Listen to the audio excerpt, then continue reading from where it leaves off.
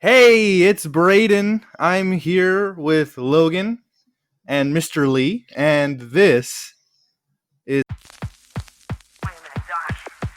Are you telling me you built a time machine? My mom always said life was like a box of chocolate. No, do something! Lee, first. Absolutely. Gobsmack. How are you guys doing today? Doing really well. Yep. I'll That's I'll good. let the guests speak first, but yeah. Yeah, so Mr. Lee, who are you? And why are you here? I'm here only because I was invited to come to the fun house today. Otherwise, Nice. they never let me in anywhere. So Yeah. And I think that's all people need to know about you. yeah, that's the only thing that people should know about me. Okay. And Logan, how's your day been? How's your week been? Pretty good. I don't That's have to worry about going to any fun house after this, so That's pretty good. That's awesome. So, real quick, some announcements here. Our episode on Geekology 101 came out this past Wednesday, the 16th of September. So, if you guys haven't listened to that, you need to. It's required. And yeah, I mean, that's pretty much it. Logan, do you have anything else you want to add? No, that's about it. Yeah. What about you, Mr. Lee? No, I don't have anything coming out. I'm just a normal dude. Awesome. Awesome. That's all we need today. So, today we are going over a classic animated film. What are we discussing today, Mr. Lee? Today we are talking about one of my favorite animated movies, which is so just a little background. I really dislike having favorites, but if you were to ask me what favorite I would have, it would be this movie. It would be The Iron Giant, which was released in 1999. Wow, Iron Giant. Logan, have you seen The Iron Giant? Only a million times. I grew up on this movie, so Yep, same here. For some Let me see. context, I was, let's see, in 99, I would have been 16 years old when it came out. How old were you guys when it came out? I was also 16. Believable.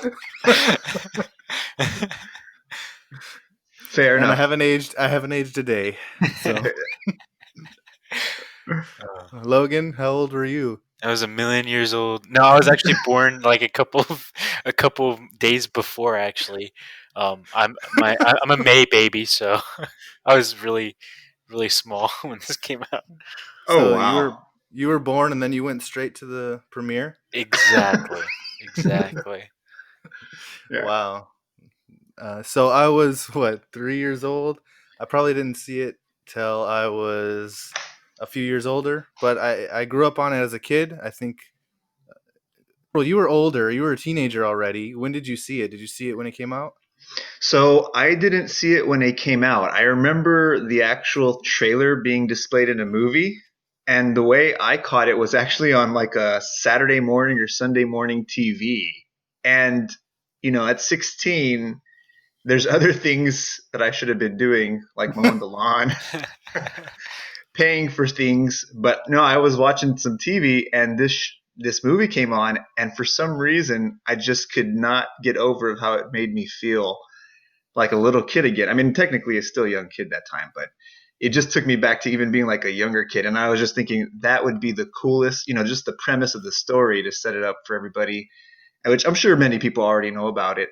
But it's a young boy that finds a robot needing help, and it's not just like any it's a massive robot, and it just takes on from there, right? It's just a story of these two coming together.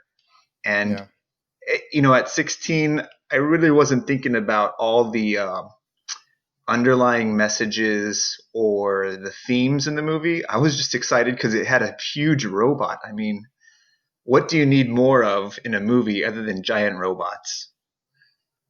Yep. You're right. Some of the best movies are just a bunch of giant robots. That's right. The So, Matrix, yeah. hmm Gone with the Wind. Gone with the Wind, exactly. Little Wizard of people Oz. know Scarlett O'Hara was actually a giant robot. Yeah, they couldn't afford actors back then, so It's just cheaper to produce robots. How do you think when you go to Disney and you see the animatronics, it Yep. gives you reasons? yeah, you're like, wow, that looks like a real person, and sometimes it is. That's right. Small chance, but Small. sometimes. So, yeah, I mean, another thing I want to talk about here about the movie, real quick, is the time period that it takes place in. Um, what do you think about that whole time period and how it ties into Yeah. the story? Yeah, so that's kind of like a central part of the movie and sets up the feeling of the people of the town where this story takes place of, right? So it takes place during the Cold War in the 1950s, and there was a significant event. In fact, the movie is very good. In the first 5 minutes, it sets up everything you need to know about all the characters and Hmm. the period of the movie taking place in. And so there's this air of paranoia. And in the animation of the movie, in the beginning, there's a gentleman who's a main character. He's reading a newspaper and it's talking about Sputnik and this satellite that's just been launched by the Russians. And so, at that time, not that I grew up then at all, but we've all watched movies. We've probably read history about it, maybe even talked to our grandparents.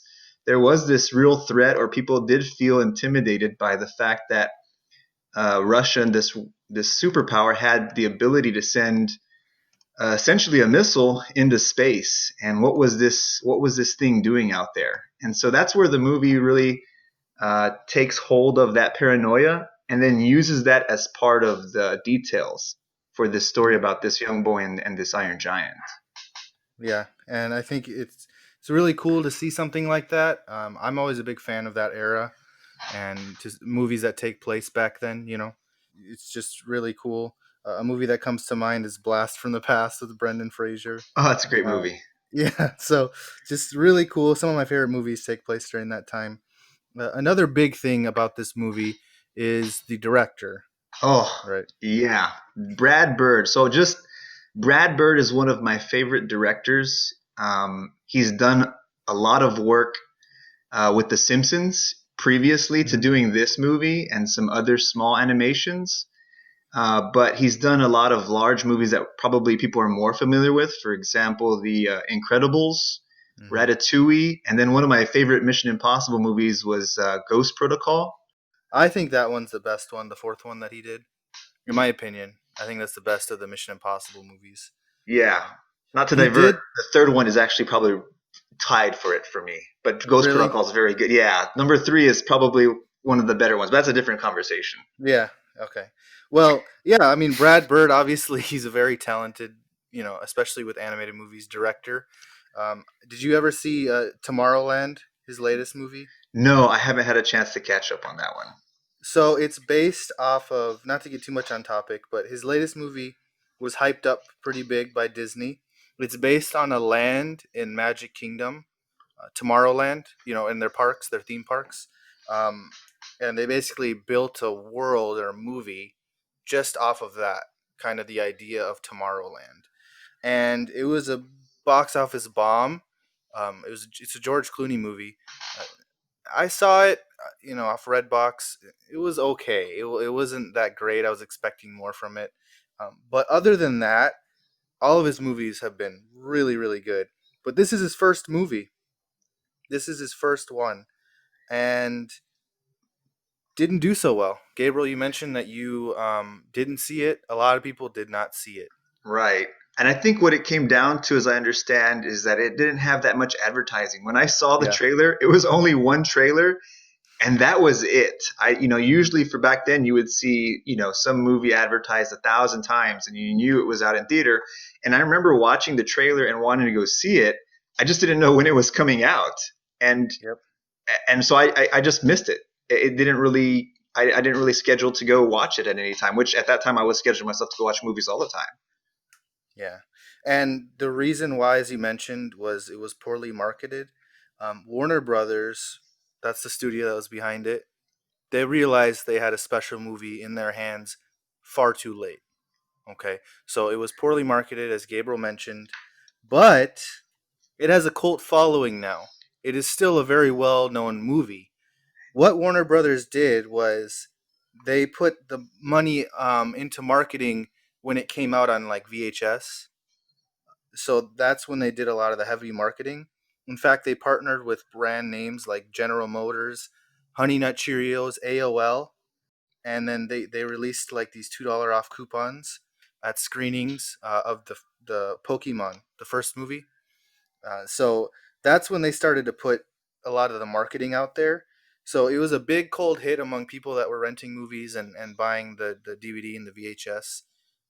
And I have a DVD of it too. So the good thing is that they realized they had something special, and they eventually did try to push it out to more people, even though it was a little too late as far as the movie theater. Um, I think it would have been a really good experience in the theater. I don't know about you.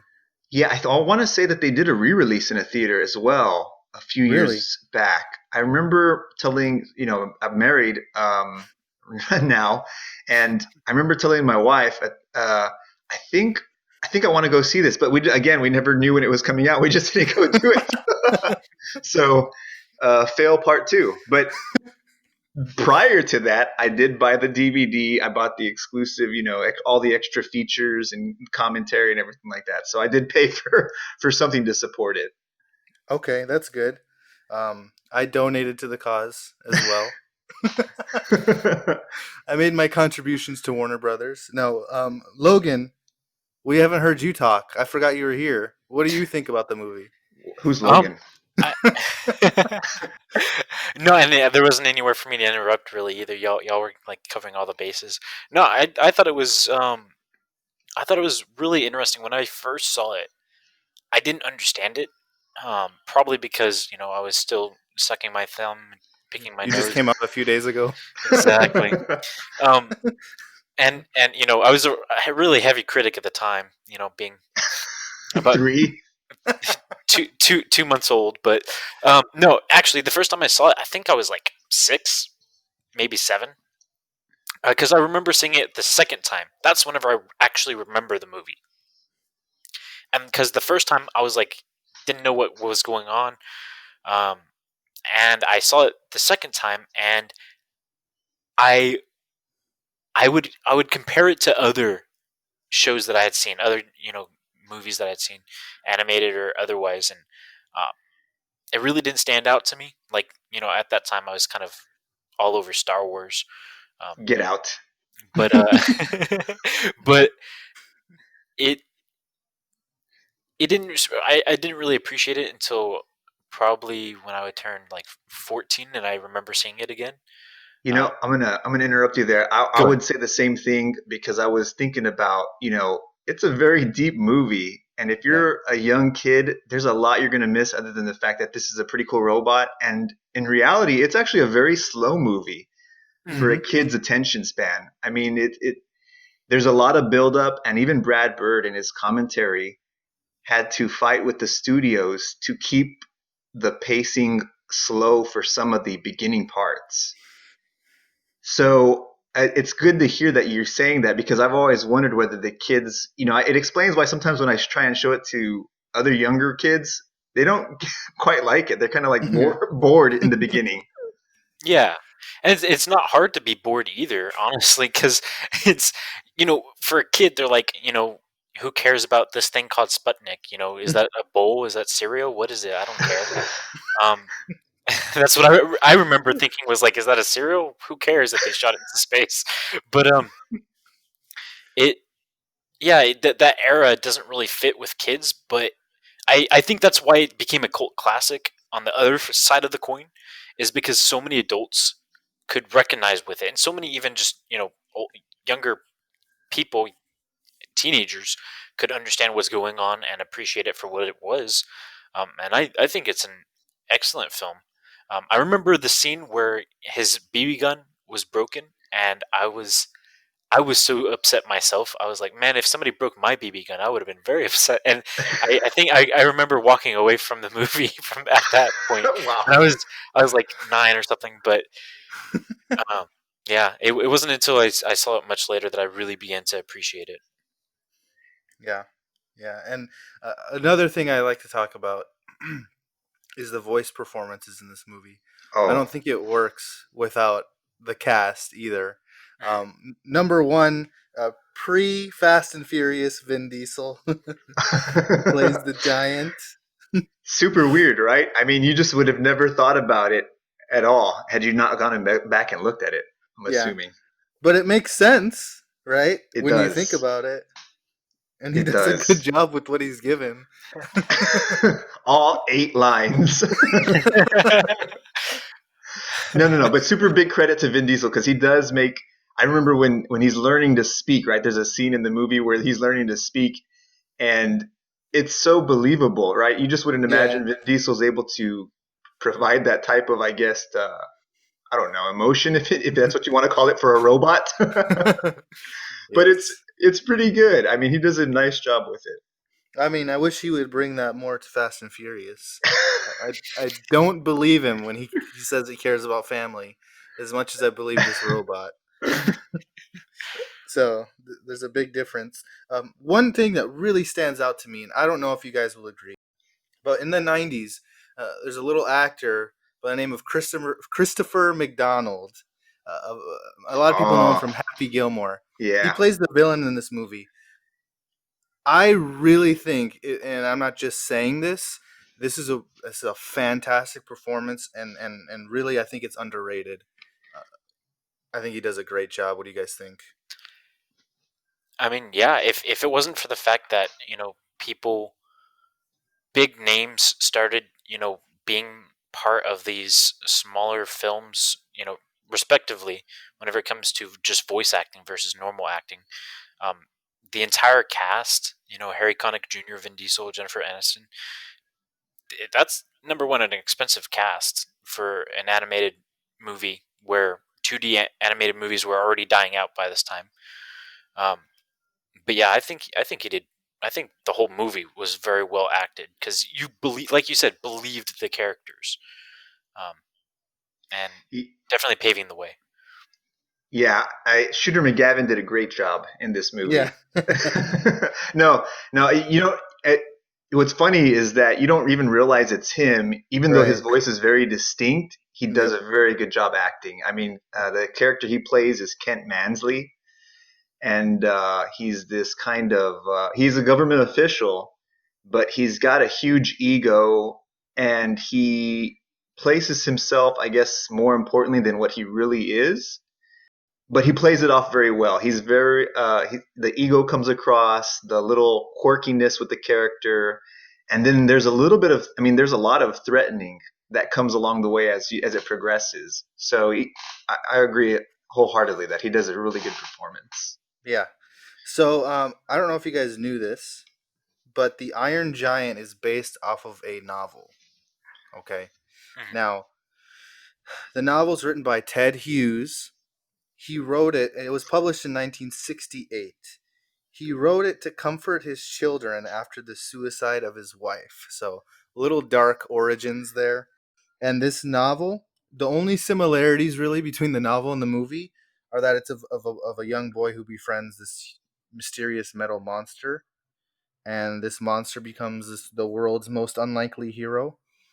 But the difference is at the beginning of the book, when he first encounters this iron giant, he tricks him by leading him to a covered pit and then buries him alive. Okay.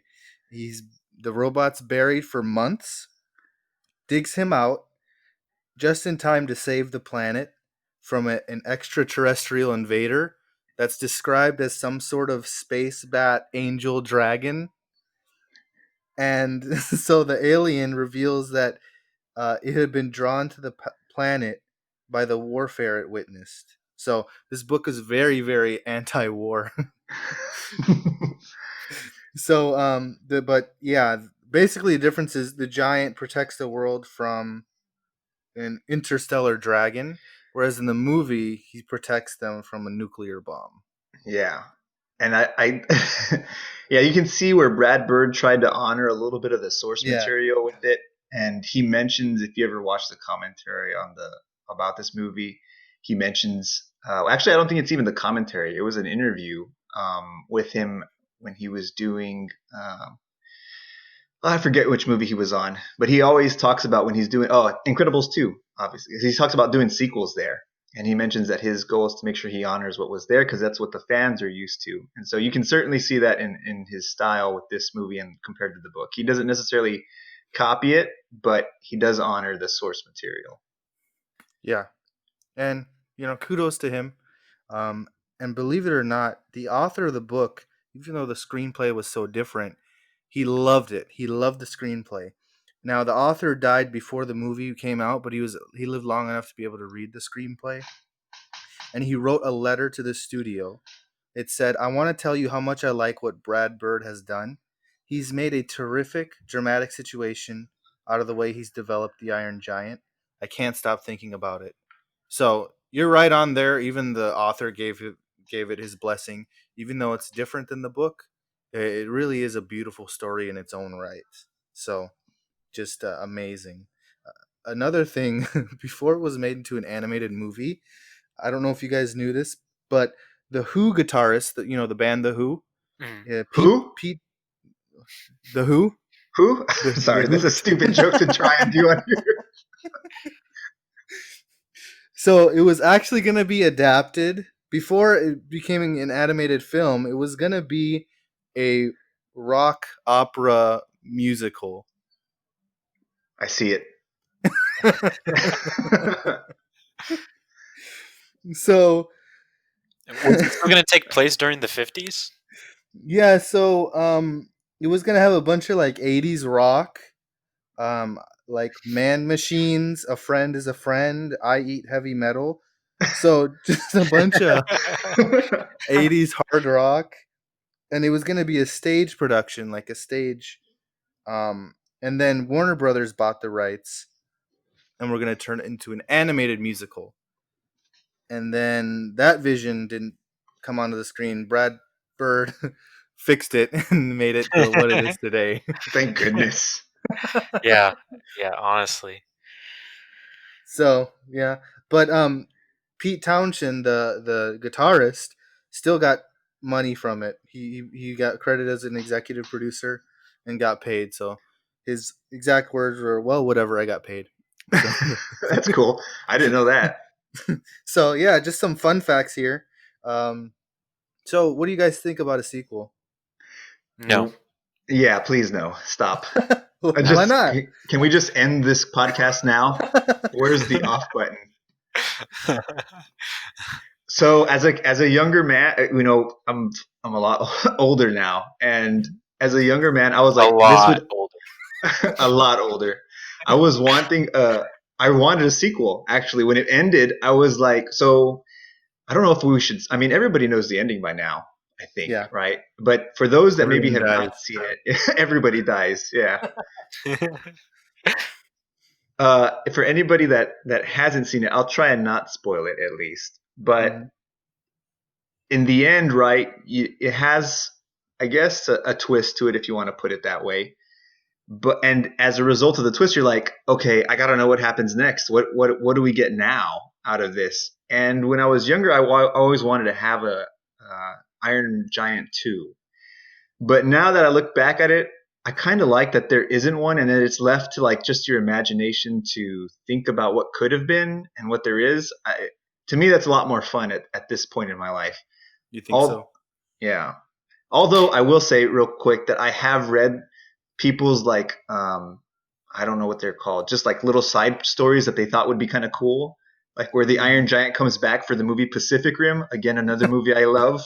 I think you're catching a theme here, but like basically mankind's unsuccessful, and like the Iron Giant has to come back and save us. And just another movie that I like where he showed up again was Ready Player One. I don't know if you guys have seen that movie. There's Yeah, a he does cameo show by up. the Iron Giant, and it's one of the best cameos ever in a movie. And a movie filled with cameos. It's Well, it's the best cameo. Let me make sure it's clear. You didn't like Godzilla, I guess. No, yeah, I gotta agree with Mr. Lee here. Um, he, I think the ending just that that little bit of they give you hope, right? They're like, here's a little here's a little bit of sprinkle of hope there for you, Yeah, and it's just enough to where you can imagine what happens, right. but you're not left unfulfilled. I really think that you're not left unfulfilled when you watch it. You're like, it's done, the movie is over, everybody's it's complete, the cycle. And I'm glad. And there's some movies that do sequels really well, but coming back from an older movie and bringing it back to something modern, um, especially with it, if they were to do a sequel, it'd probably be animated, I would guess, and they would try to fill it with a whole bunch of kiddie stuff, and it's just not that kind of movie. I feel like they just make it to sell toys. Like I don't even remember there even being toys of the Iron Giant after this Well, movie was released. well, the marketing wasn't very good, remember? So True. I doubt they put the effort into making it, but they should have. Maybe they have. I don't know. I'm sure we could find some Iron Giant plushes somewhere. A life size, maybe a life size Iron Giant. If you find it, bring it to me. Life size to scale, 1-to-1 scale of the Iron Giant plush. You'll spot my house from 10 miles away. Exactly what do you want, right, Mr. Lee? That's right. The mystery. So, do you guys don't think there's any good idea for a sequel? Because, like, what if he just appears in a new era, like the 70s or 80s, with a new kid, and something else happens that goes with the times? Okay, so if we're gonna go down here, I'm gonna leave and then I'll come back when you're not just kidding. No, no, actually, so that I mean, it sounds cool on paper, right? But it would have to Mhm. be the right people. So for me, I think I would only personally, I feel like I would only be satisfied if it was somebody similar to Brad Bird's directing style. I mean, when you pay attention to the way that Brad Bird does stuff, just his, he in for one of his other movies, he talks about, and maybe it was this one, I don't remember. I've watched so many extras on movies that he's made. He talks about using the whole buffalo, and he takes that term from a Native American phrase or something similar. I don't remember the exact details, so the internet's gonna like slap me in the face when we're done with this here. But Oh yes, I want to see that. but essentially he talks about using all parts of the art of making a movie, from the directing to the acting to the animation to the photography to the setup, the script. He was really into making sure he gets the most out of all the portions of it. And I don't know if I'd agree to a second one without somebody who feels the same way, that wants to treat it like an art, because that's really what this movie is to me, is like it's an Yeah. art piece of a story, and it's an art piece of trying to provide a personification or consciousness to this inanimate object that you can at least understand and I guess create some connection with. Okay. So if Brad Bird came out and announced, I'm making an animated sequel to Iron Giant, would you be happy or sad or frustrated? Ooh, I'd I, I go for good. it. Oh, Fight, well, fight, fight, fight. I was just gonna say, it would be kind of dangerous in that I think it could go with the all-seeing eye of production studios like Warner Bros. And others, um, that it would go the way of Star Wars, the sequels, where Please it's don't. just a bigger bomb, or it's. I would be worried about that. If he could put a spin to it, I think if he was given full creative control and was allowed to take as much time as he wanted, because that's another thing, is that a lot of production is rushed, and that's whenever we get unpolished, uninspired movies. But whenever you take the time to really treat it like art, like was mentioned before by Mr. Lee here, And yeah, then it would be good. Um, I'm the type of person I reserve my judgment until it's there. I just like making like a decision on Yeah. whether it's going to be good or bad until it happens. I would be terribly sad if it came out and I was disappointed. Now, it doesn't take away from the first one. It would taint what I have in my current imagination of the robot's life afterwards and like the conclusion that I've settled with from now. Yeah. So we live in a world with, unfortunately, a lot of what it seems like unoriginal ideas. And so what spawned from that lately is a lot of live action remakes.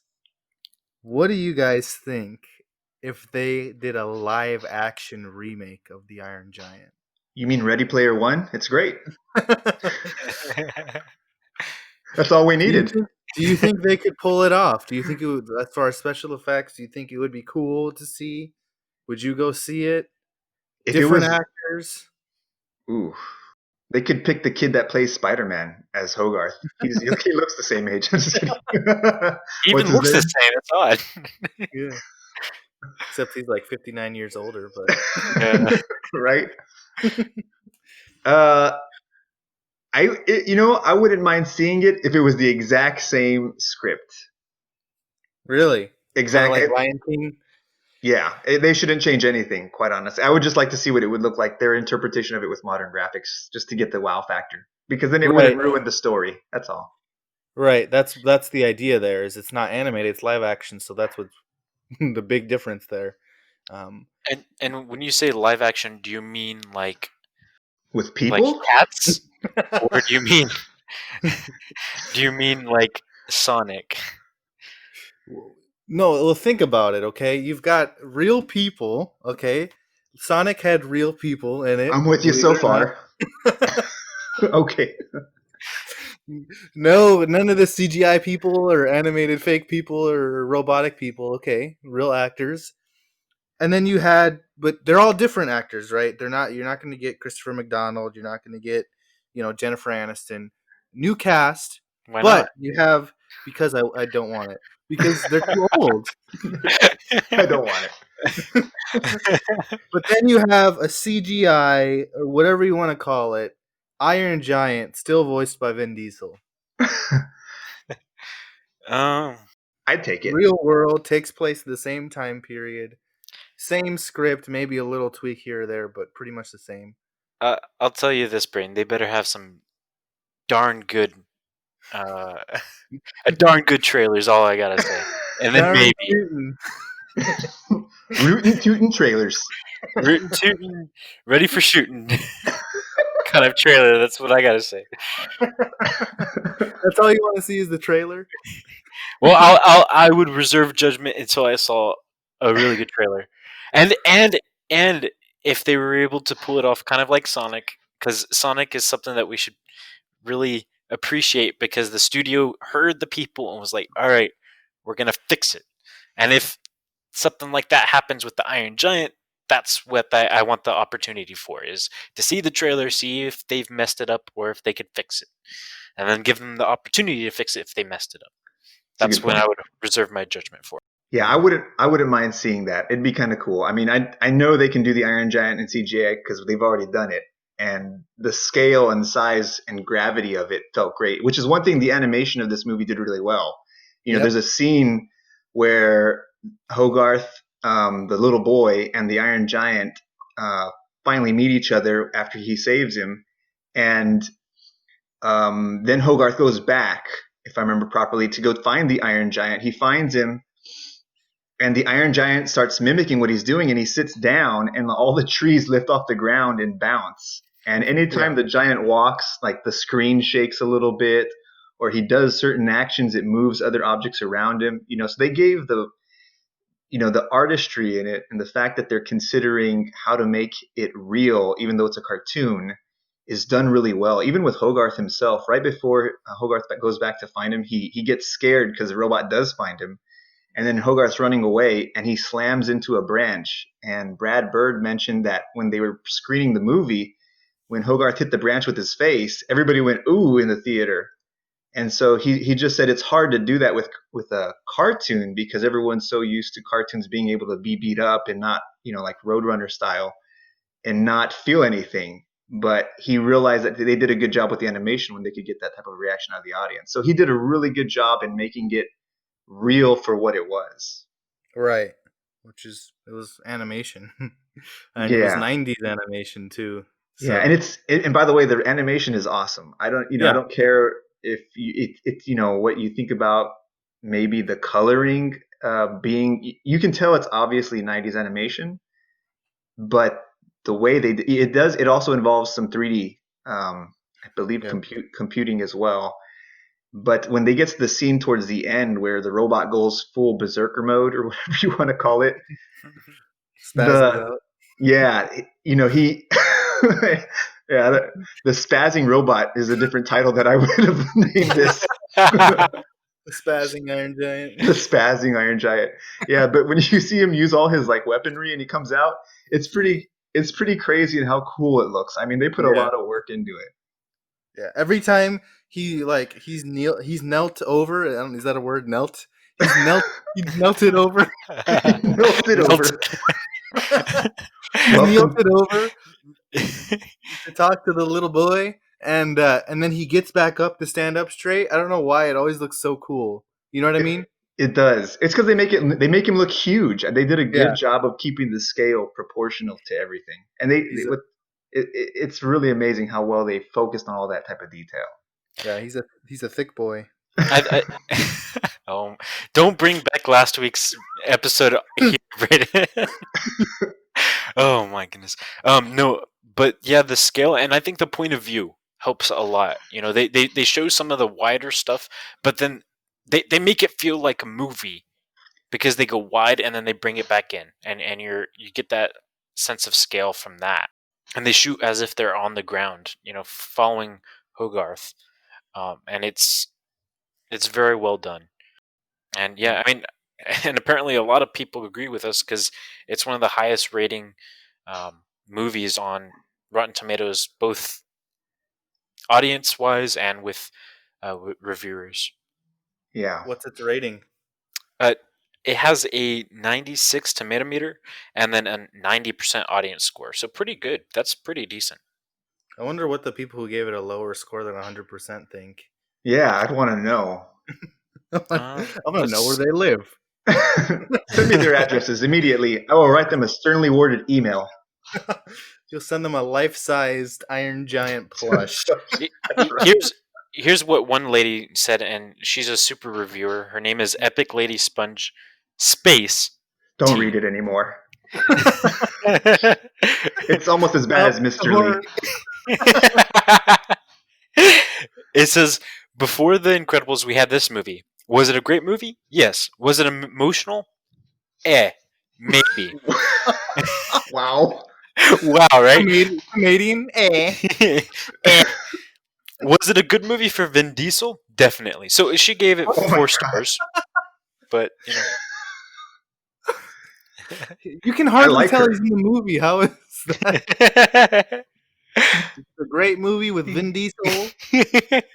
Wow, that's the one thing she noticed. Is that Vin Diesel? Oh my gosh. He had hair. Oh my god. Totally off. Yeah. It seems like it's just crazy people that don't like it. Yeah, agreed. Just crazy people.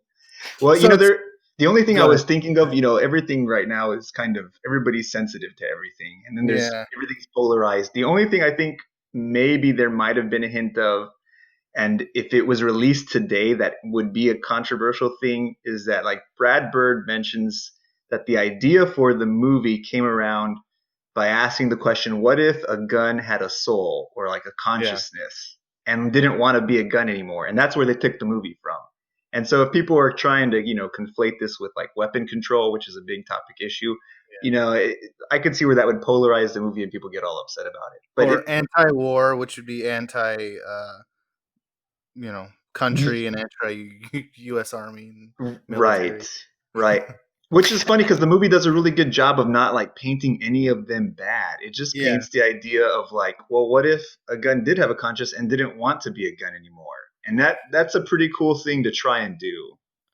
Yeah, and it wasn't. It didn't really have a political spin as to No. what it would say nowadays. It was more of a It was a background thing in reality. It wasn't in your face yeah, that was the issue at all. And, you wouldn't have known it if you didn't really like pay attention to some of what Brad Bird has said about it, quite honestly. yeah, yeah, and it was more actually pro, life more than anything, just pro, keeping people alive. Because there's a quote, was it built by Chinese, Russians, by the bad guy? He says, was it built by the Chinese, the Russians, the Canadians? I don't care. Martians.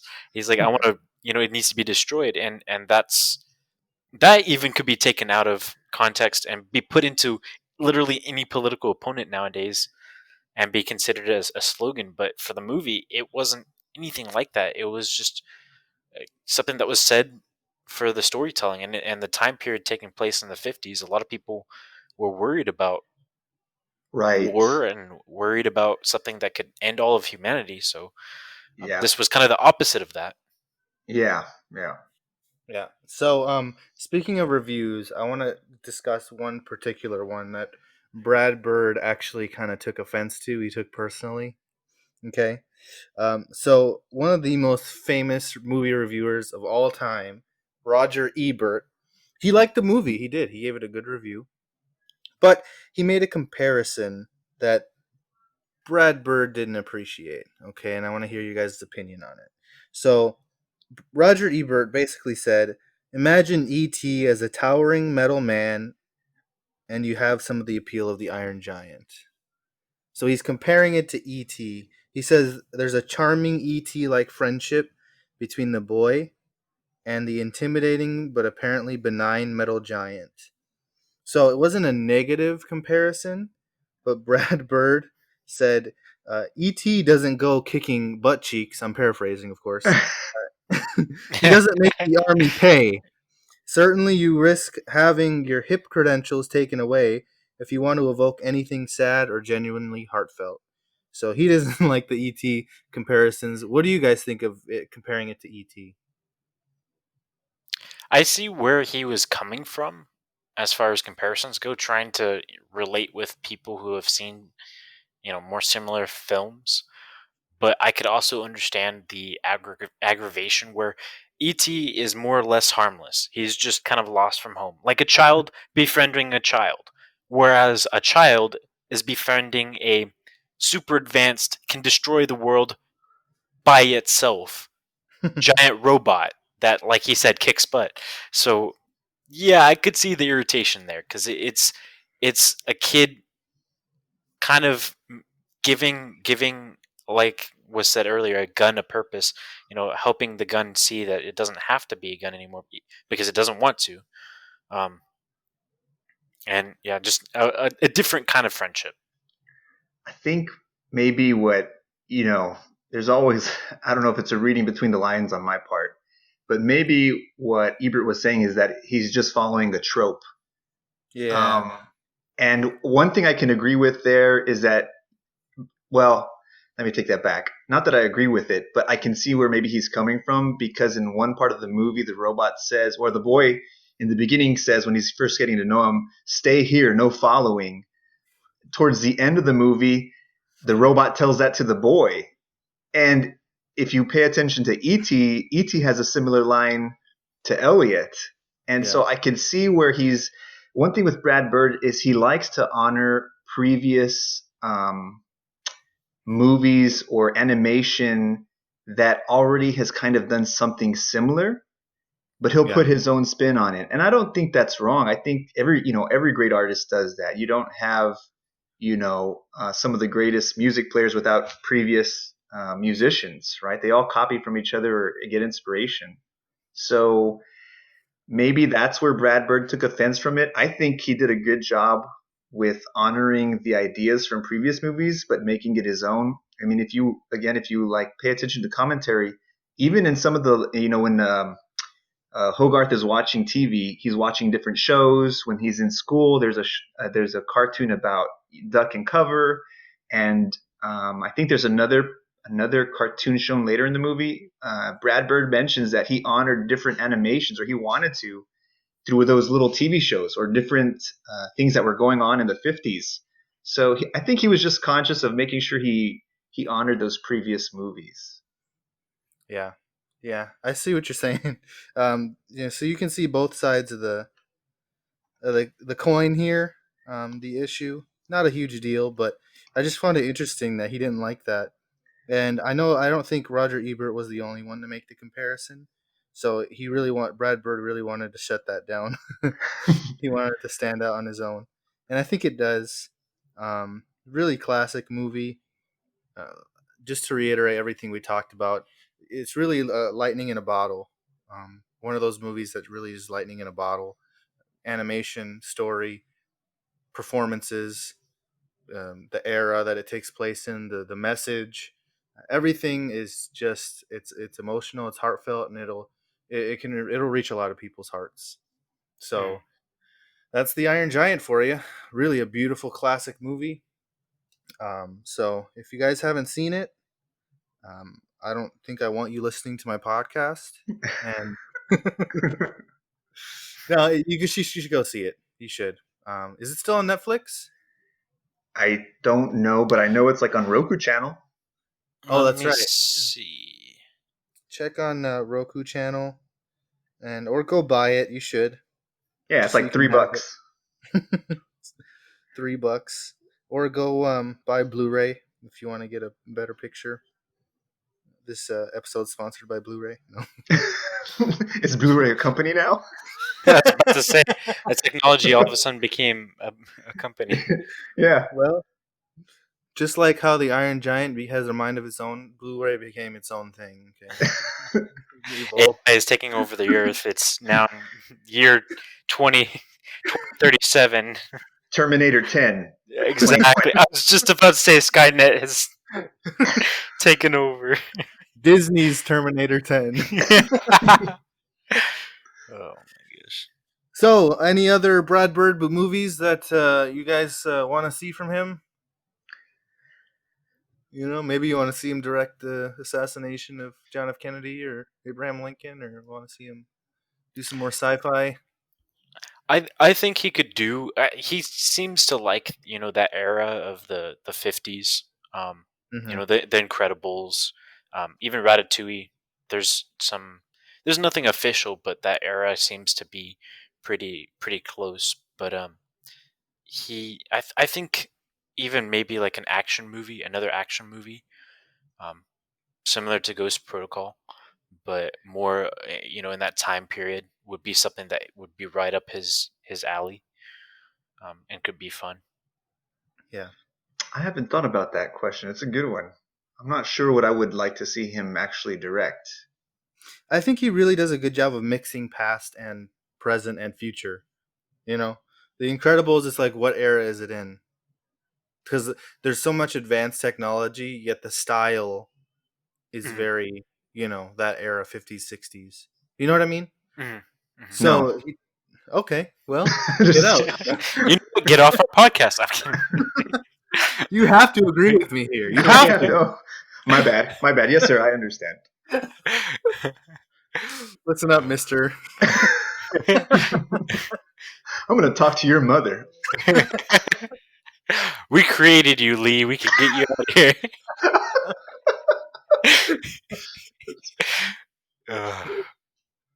Good times. Yeah. So, you guys have anything else to add?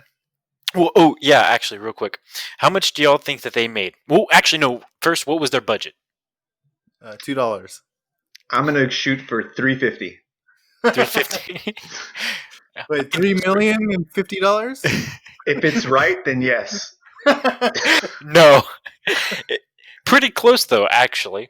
Not really. No, it was Wow. actually $48 million. Just That's shy. the budget? Wow. That's Oh, actually... this was a quote unquote small budget. Wow. Well, for animated movie, I guess. I Yeah. bet you Toy Story was way more. So. Oh yeah, definitely. But do you know how much they made in the box office? $350. That was my answer. That would have been actually good compared to what they got. Oh my god. No, actually, I found a lot of conflicting information as far as exactly how much, but I've gotten a couple sources to agree on close to 30 million.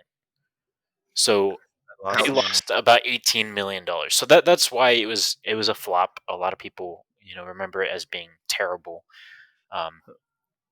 because they didn't, the marketing wasn't there. They didn't really give it enough oomph. They didn't make a lot of toys like they should have, and they didn't try to sell it to adults either like they should have, because it really is. And I appreciate that too, that a lot of adults recognize that animated movies are not just for kids, that they could be appreciated by everyone. Because like my mom used to just take me to go see movies when I was a kid. Now she enjoys them. And me, if a new Toy Story comes out, I go see it. I'm not afraid. I'm not afraid. I didn't know you were supposed to be afraid. Yes. Hey, look at that white kid. He's watching this movie. Go get him. Get him out of here. Karate Kid style. Beat you up in the back.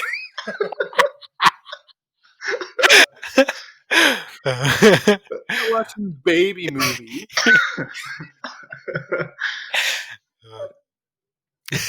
Yeah, be a man, Logan. What are you watching Toy Story for? Yeah, that's right.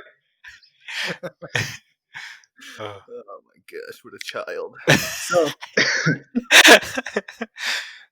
yeah, I want to know how much it made on like video and DVD, Yeah. and after that, I guarantee you they made their money back. Oh yeah. Oh You yeah. know. Oh, They so you did don't have the actually numbers. re-release it back in 2013. He's just like, no. Yeah, I wondered that too. All right, Logan, math nerd. I need to calculate that by now. Please. No, I guess you didn't hear me. I said no. Yeah, they actually re-released it in 2013, so I'm sure they did.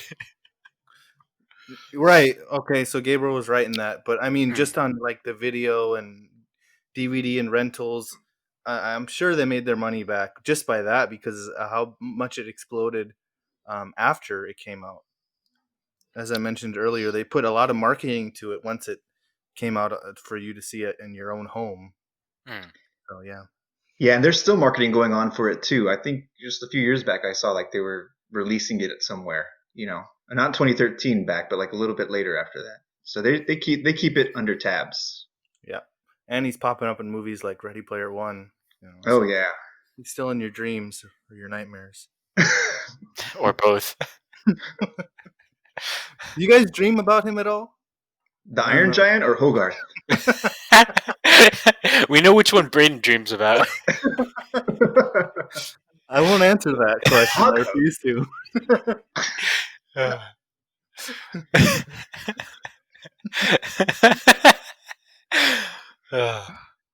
So, do you think it would be weird now if they released a movie like that with a robot befriending a child? Stockholm Syndrome style? Like with everyone being offended nowadays, do you think they would attack it as promoting pedophilia?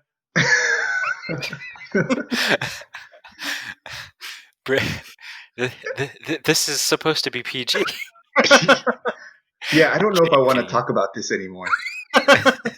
You're turning my childhood dreams into nightmares. That's what he was talking about. That's why Braden asked if it was in our nightmares, because he wants to turn it into a nightmare. That's what Braden's gonna do. He's gonna have Mr. Bird direct a horror film based on the Iron Giant. That's gonna be the sequel. That would be cool. Film. Actually, no, that is an actually really great sequel. Wait. This is all coming together now.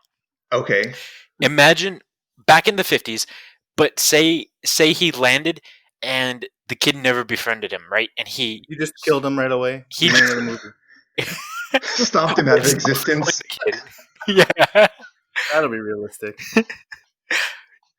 But I mean, it could be like Pacific Rim, but the opposite, where we need monsters to be able to destroy the robot. I'm with you so far. Keep going. And so Keep then writing. aliens come and destroy the robot, and they're the good guys. Basically, E ET.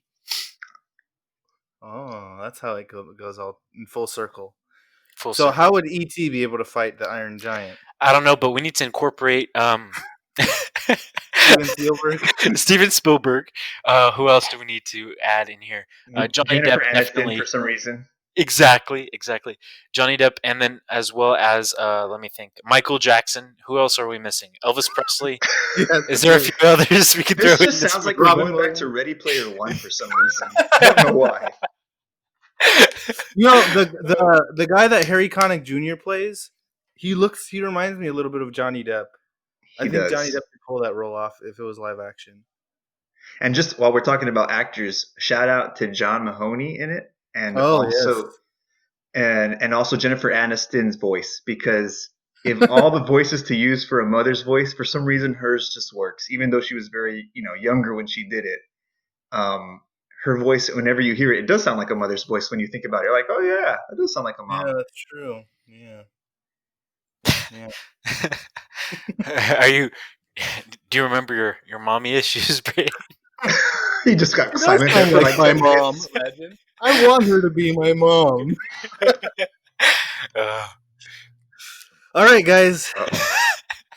I lost power. yeah, it's just about my bedtime. Actually, it is. It's almost 9:30, and not really. It's 9:08, but. Yep, and it looks like Mr. Lee left. So, like Batman, like the mystery that he is, he just comes and goes as he pleases. He does that sometimes. So, I'll say good night to everyone dreaming about Iron Giant. Oh Bogart. my gosh. Good afternoon, good evening, and oh wait, I was supposed to start with good morning. Good morning, good afternoon, good evening, and good night. Sweet dreams.